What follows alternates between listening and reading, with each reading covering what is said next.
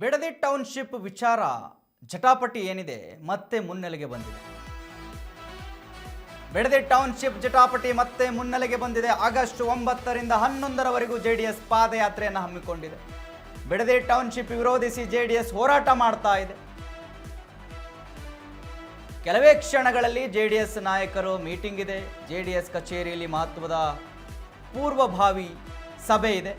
ಸುರೇಶ್ ಬಾಬು ನಿಖಿಲ್ ನೇತೃತ್ವದಲ್ಲಿ ಮೀಟಿಂಗ್ ನಡೆಯುತ್ತೆ. ಶಾಸಕರು, ಹಾಲಿ ಮತ್ತು ಮಾಜಿ ಸಚಿವರು ಸಭೆಯಲ್ಲಿ ಭಾಗಿಯಾಗ್ತಾರೆ. ಸಭೆಯಲ್ಲಿ ಪಾದಯಾತ್ರೆ ಮತ್ತು ಪ್ರತಿಭಟನೆಯ ಬಗ್ಗೆ ಚರ್ಚೆ ಆಗುತ್ತೆ.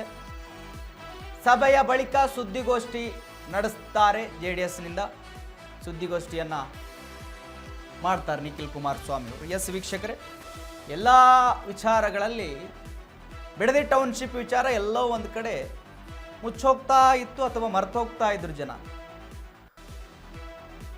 ಇದೇ ಒಂದು 20-25 ದಿವಸಗಳ ಹಿಂದೆ ರಾಜ್ಯದಲ್ಲಿ ಬಿಡದಿ ಟೌನ್ಶಿಪ್ ವಿಚಾರ ಬಿಟ್ಟರೆ ಬೇರೆ ಏನೂ ಕೇಳಿಬರ್ತಾ ಇರಲಿಲ್ಲ. ದಿನಾ ಬೆಳಗ್ಗೆದ್ರೆ ಬಿಡದಿ ಬಿಡದಿ ಬಿಡದಿ ಟೌನ್ಶಿಪ್, ರೈತರು ಪ್ರೊಟೆಸ್ಟು, ಅದು ಇದು ಎಲ್ಲ ನಡೀತಾ ಇತ್ತು.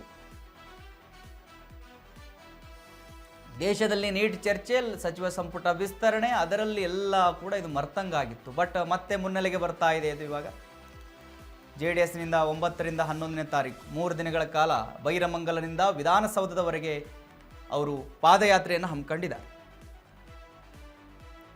ಸೊ ಅದಕ್ಕೆ ಒಂದು ಮೀಟಿಂಗನ್ನು ಇಟ್ಕೊಂಡಿದ್ದಾರೆ ಜೆಡಿಎಸ್ನಿಂದ. ಆ ಮೀಟಿಂಗ್ನಲ್ಲಿ ಚರ್ಚೆ ಆಗುತ್ತೆ, ಹೇಗೆ ಯಾವ ರೀತಿ ಮಾಡಬೇಕು, ಆಡಳಿತ ಪಕ್ಷವನ್ನು ಅಥವಾ ಸರ್ಕಾರದಿಂದ ಭೂಮಿಯನ್ನು ಹೇಗೆ ಉಳಿಸಬೇಕು, ರೈತರ ಜೊತೆ ಯಾವ ರೀತಿ ಇರಬೇಕು, ಅವರ ಕಷ್ಟಕ್ಕೆ ಯಾವ ರೀತಿ ಭಾಗಿಯಾಗಬೇಕು, ಇವೆಲ್ಲದರ ಬಗ್ಗೆ ಕೂಡ ಚರ್ಚೆ ಆಗುತ್ತೆ.